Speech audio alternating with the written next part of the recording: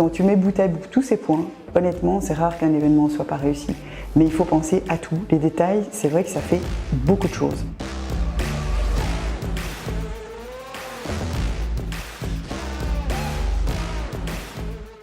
Quand il y a un événement qui est organisé donc pour un lancement de produit ou d'une marque, quelles sont les composantes qui font que cet événement sera un succès ?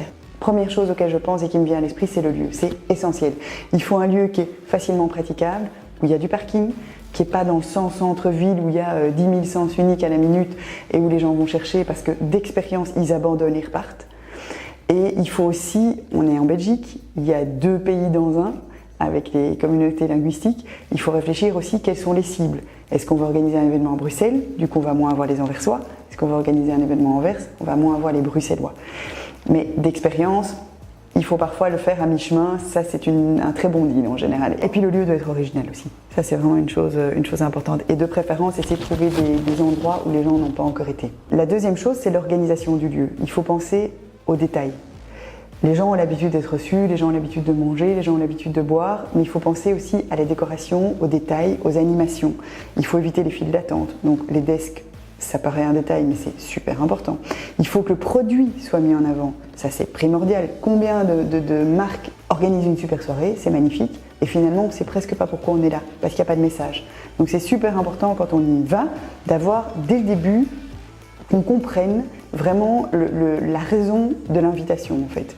Et puis qu'il y ait aussi des animations autour de ce produit. Et au-delà de tout ça, le catering, super important quand on organise un event, c'est-à-dire qu'il faut assez, ça c'est, en tant que Belge on aime manger, on aime bien manger, donc il faut de la qualité. Je sais que la nourriture est très chère en Belgique comparé à la France, le catering est très cher. Il y a moyen de trouver des solutions, mais en tout cas il faut que les gens qui sont invités aient l'impression de manger suffisamment.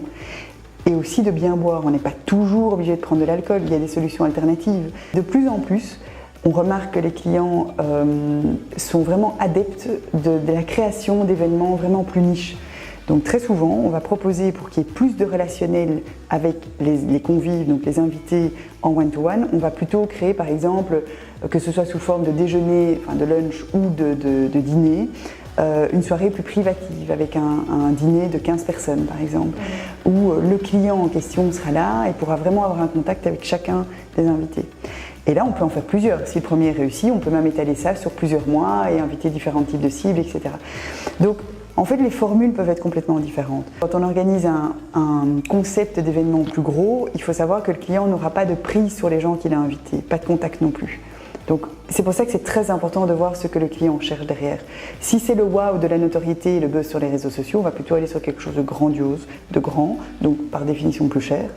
Et l'autre solution, c'est d'organiser des choses plus sur mesure. Pareil, il faut trouver un lieu à louer qui est privatisé, dans lequel on peut avoir 15 personnes qui déjeunent et on fait une déco magnifique. Et ça, évidemment, ça fait un wow effect.